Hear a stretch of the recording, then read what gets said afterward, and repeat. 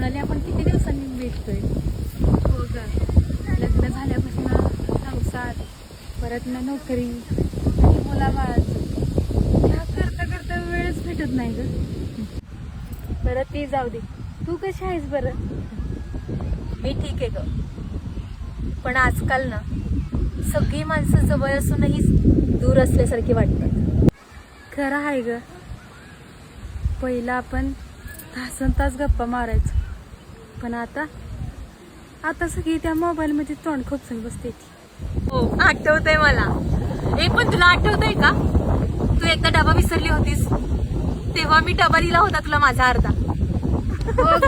अजून विसरले नाहीच बाई.